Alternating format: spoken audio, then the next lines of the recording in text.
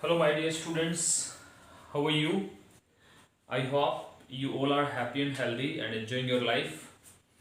चलिए तो आज नए क्वेश्चन पेपर के साथ में नए क्वेश्चंस के साथ में हैं और नए क्वेश्चंस को डिस्कस करते हैं। तो देखिए समझते हैं नए क्वेश्चंस को क्या है। पहले एक बार रीड कीजिए सभी क्वेश्चंस को और फिर फाइंड आउट करते हैं कि कौन सा क्वेश्चन का ऑप्शन सही है। ठीक है, कौन सा ऑप्शन सही है कौन से वाले क्वेश्चंस का। चलिए तो देखते हैं, लेट्स स्टार्ट इट। पहला क्वेश्चन है हमारा, Priya is not blank for his kind of a job. For his नहीं आना चाहिए, यहाँ पे दिस आना चाहिए, for this kind of a job. ठीक है, तो एक्चुअली इसके जो ऑप्शंस हैं, cut out, cut through, cut up, cut in, तो ये क्या होता है, ये फ्रेजल वर्ब इनको बोलते हैं। These are the phrasal verbs. ठीक है, तो फ्रेजल वर्ब को फाइंड आउट करना कौन सा फ्रेजल वर्ब यहाँ पर फिट हो सकता है। और सेकंड क्वेश्चन है हमारा, choose the word that best expresses the meaning of the underlined word he spent a night in a plush hotel. और उसके लिए प्लस जो हमारा वर्ड आया है उसके लिए हमने देखना है सिनोनिम्स, और वो सिनोनिम किन में से हो सकता है, एलिजेंट, एलिगेंट या चीप या एंटीक या मॉडर्न, इनमें से कौन सा सही हो सकता है, तो हमने देखना है। ठीक है, क्वेश्चन नंबर 3 है, opposite meaning of the underline word. The players were in a Jubilant mood after the cup victory. तो जुबिलेंट जो वर्ड आया है इसका हमने अपोजिट मीनिंग देखना है, और अपोजिट मीनिंग के लिए जो ऑप्शंस है हमारे पास में वो है रिग्रेटफुल,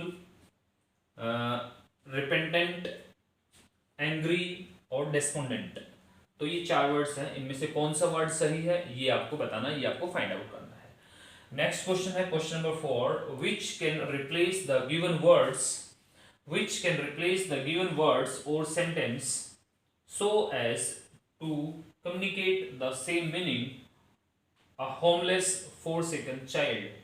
यानी कि इसके लिए हमने सिनोनिम देखना है, सिनोनिम देखना है इस पूरे पूरे सेंटेंस के लिए, a homeless forsaken child, इसका हमने देखना है। तो इसके लिए ऑप्शन है हमारे पास में truant, waif, orphan और bastard। ठीक है, तो ये देखना है हमें। और फिर लास्ट ऑप्शन है हमारा, करेक्ट स्पेलिंग आपको बतानी है, और 4 हमारे पास में स्पेलिंग्स हैं तो आपको देख करके बतानी है कौन सी इनमें से सही है। ठीक है माय डियर स्टूडेंट्स, तो चलिए आज का ये है हमारा क्वेश्चन पेपर, और ये 5 क्वेश्चन है जो हम डिस्कस करने वाले हैं। तो फटाफट से इनके जवाब आप देखिए और फाइंड आउट कीजिए कि कौन सा इसका सही हो सकता है। ठीक है, मैं आपको क्वेश्चन नंबर 1 से बताना शुरू करता हूँ, बताना स्टार्ट करते हैं। और फर्स्ट क्वेश्चन है, Priya is not blank for this kind of a job. तो कट आउट, कट आउट का मतलब होता है, कट आउट का मतलब होता है एक्चुअल में, देखिए ये फ्रेजल वर्ब है। क्या है, phrasal verb, phrasal verb. Phrasal verb का मतलब क्या होता है, उसमें एक मेन वर्ब होती है और उसके साथ में कोई ना कोई प्रेपोजिशन लगी हुई मिलती है हमें। ठीक है, तो एक मेन वर्ब होती है, उसके साथ में प्रेपोजिशन लगी हुई मिलती है, उस वर्ब का मीनिंग कुछ और होता है। अगर आप वर्ब को पढ़ेंगे तो वर्ब का मीनिंग कुछ और होता है, और जब उसके साथ में वो प्रेपोजिशन आती है तो उसका मीनिंग चेंज कर देती है वो। यानी कि इसका मतलब तो काटना होता है, लेकिन इसके साथ में जैसे ही ये प्रेपोजिशन आई तो इसका मीनिंग, इस पूरे का मीनिंग चेंज हो गया और एक नया ही मीनिंग बन गया। तो वो मीनिंग हमने देखना है कि क्या यहाँ पर वो फिट बैठ सकता है। और कट आउट का मतलब होता है टू बी सुटेबल फॉर। क्या मतलब होता है इसका, टू बी सुटेबल फॉर। ठीक है, तो टू बी सुटेबल फॉर इसका मतलब होता है। और कट थ्रू का मतलब होता है फोल्ड करना किसी चीज को। आप कह सकते हैं तय करना, फोल्ड करना। फोल्ड करना इसका मीनिंग हो सकता है, कट थ्रू का मतलब फोल्ड करना, या किसी चीज को काट करके बनाना। ठीक है, जैसे हम कपड़े सिलते हैं तो उसको काटते हैं पहले फिर उसको बनाते हैं, तो वो भी हो सकता है कट थ्रू। ठीक है, तो ये तो इसका ऑप्शन हो ही नहीं सकता भाई, कट थ्रू तो काट कर तो बनाने का कोई है ही नहीं मतलब। ठीक है, बिल्कुल भी ये नहीं हो सकता। कट अप, कट अप का मतलब क्या होता है, कट अप का मतलब होता है कटप्पा। कटप्पा से याद कर लेना आप इसको, कटप्पा से। कटप्पा क्या करता होता था, कटप्पा अपना रोब दिखाना, मतलब कि कट अप का मतलब होता है अपना रोब दिखाना। कट अप का मतलब होता है रोब दिखाना, तो ये भी नहीं हो सकता है। कट इन का मतलब होता है किसी को इंटरप्ट करना। क्या मतलब होता है? इंटरप्ट करना। तो इंटरप्ट करना भी इसका ऑप्शन नहीं हो सकता। तो क्या हो सकता है? Priya is not cut out for this kind of a job. तो ये वाला ऑप्शन इसके लिए सही रहेगा। This is the right option my dear friend. ठीक है, तो Priya is not cut out for this kind of a job. ठीक है, नेक्स्ट ऑप्शन देखते हैं। Choose the word that best expresses the meaning of the underlined word he spent a night in a plus hotel. और plus का मतलब क्या होता है? बिल्कुल रॉयल, रॉयल के लिए यूज कर सकते हैं आप। ठीक है, बिल्कुल मखमली टाइप जो होता है रॉयल होटल, मखमली टाइप ऑफ होटल के लिए यूज करते हैं, शानदार के लिए यूज कर सकते हैं, बिल्कुल भव्य के लिए, स्प्लेंडेड होटल के लिए यूज कर सकते हैं इसको। ठीक है, तो इसके लिए अब इसको यूज कर सकते हैं। यहाँ पर हम देखते हैं इसके लिए कौन सा मीनिंग हो सकता है, और हमने देखना है इसके लिए बिल्कुल सेम यानी कि सिनोनिम इसका देखना है। तो ऑप्शन चीप अपने आप में कट गया, खत्म हो गया।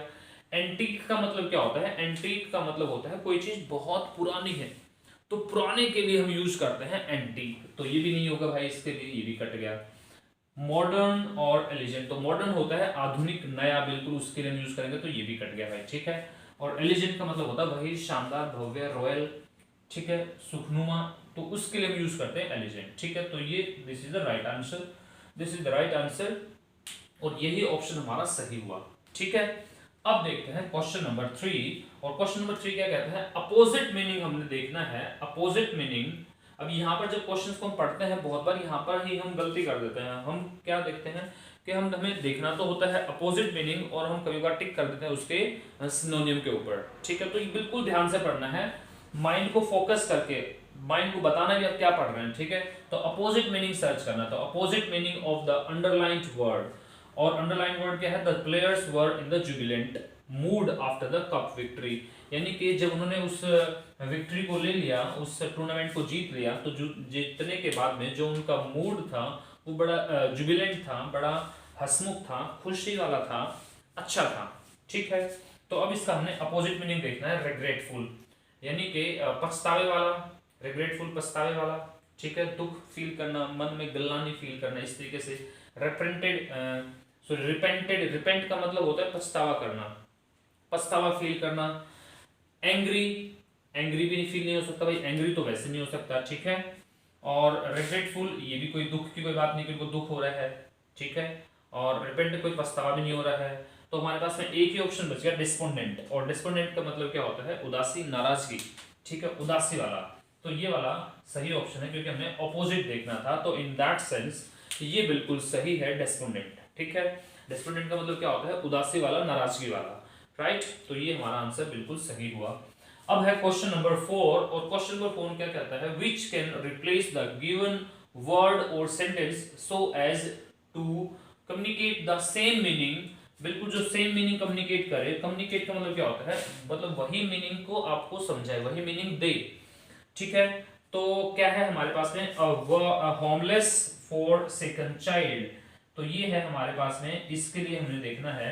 अब इसके लिए हम देखते हैं, हमारे पास 4 ऑप्शन है। ट्रूएंट, ट्रूएंट का मतलब क्या होता है? एब्सेंटी। एब्सेंटी का मतलब क्या होता है? यानी कि कोई जो गैर हाजिर रहे, जो गैर हाजिर रहे, कोई मीटिंग है वो आया ही नहीं मीटिंग में, मीटिंग में आता ही नहीं है, तो ऐसा कैसे उस आदमी को क्या बोलेंगे? एब्सेंटी बोलेंगे भाई, वो एब्सेंट रहता है, तो ऐसे ट्रूएंट। तो ट्रूएंट का मतलब क्या होता है? एब्सेंटी, यानी कि गैर हाजिर रहने वाला इंसान, नाउन है ये। ठीक है, वेफ, वेफ का मतलब क्या होता है? वेफ का मतलब होता है लावारिस। और ऑर्फन का मतलब क्या होता है? अनाथ। और बास्टर्ड, बास्टर्ड तो इसका मतलब बन ही नहीं सकता, ये तो बिल्कुल ही इनफॉर्मल लैंग्वेज में हम इसको यूज करते हैं, ऐसे गाली की तरह इनफॉर्मल में इसको यूज करते हैं। ठीक है, अब हमारे पास में क्या है? ट्रूएंट, ये भी नहीं हो सकता भाई। ट्रूएंट का मतलब क्या हो गया? गैर हाजिर रहने वाला, एब्सेंटी। तो इसका नंबर कट गया, इसका नंबर भी कट गया अपने आप में। ठीक है, नाउ हमारे पास में बच गए 2, एक वेफ और ऑर्फन। अब क्या देखना है हमें? होमलेस होना चाहिए और फोरसेकन होना चाहिए। ऑर्फन क्या होता है? अनाथ होता है। ठीक है, अनाथ का मतलब जिसके, और वेफ का मतलब क्या होता है? लावारिस। तो यहाँ पर हम बात कर रहे हैं जिसका कोई होम नहीं है, कुछ भी नहीं है, तो हम लावारिस की बात कर रहे हैं। यहाँ पर हम अनाथ की बात नहीं कर रहे हैं, अनाथ यूज नहीं करेंगे हम यहाँ पर, इसके लिए वेफ यूज करेंगे, लावारिस के लिए इसको यूज करेंगे। ठीक है, तो होमलेस, फोरसेकन, लावारिस उस बच्चे के लिए हम यूज करेंगे। ठीक है, नेक्स्ट है हमारे पास में करेक्ट स्पेल्ड वर्ड। आपको स्पेलिंग फाइंड आउट करनी है, करेक्ट स्पेलिंग फाइंड आउट करनी है।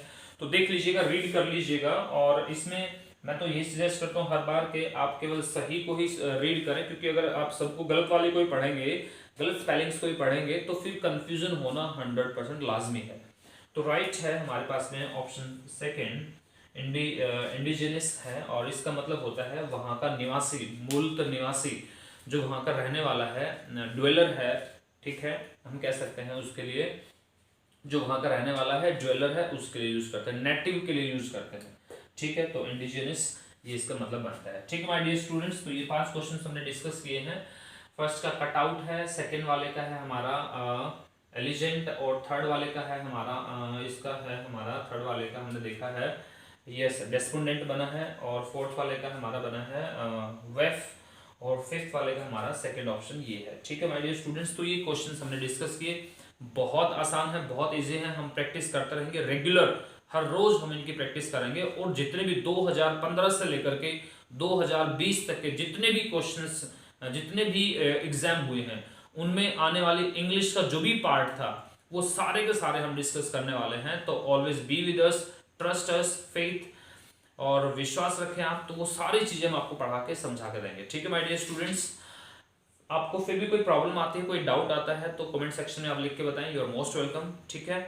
और अपने पेरेंट्स का ध्यान रखें, अपने पेरेंट्स के बारे में सोचें, उनके बारे में सोचें, उनके बारे में जितना सोचेंगे आप, उतना ही गवर्नमेंट जॉब की तरफ आपकी ललक, आपके अंदर जो आग है वो पैदा होती चली जाएगी, ठीक है। क्योंकि आपको पता है कि वो कितनी मेहनत करते हैं आप लोगों के लिए, उन्होंने आपको पढ़ाया लिखाया है, मेहनत की है आप लोगों के लिए। और देखिए, हम अपने पेरेंट्स का कर्ज तो अदा नहीं कर सकते, लेकिन हम उसके लिए कोशिश तो कर सकते हैं, और उसके लिए ये कि जब आप उनके अच्छे के लिए सोचें, उनकी भलाई के लिए सोचें, और उनकी खुशियों के लिए सोचें, तो उनको खुशी देने के लिए ये हमारे लिए बहुत जरूरी है कि we must get the government job, ठीक है। चलिए, तो बिल्कुल कंटिन्यू बने रहिए और अपने पेरेंट्स का ध्यान रखिएगा। This is all from my side, bye bye, have a nice day, take care, thank you.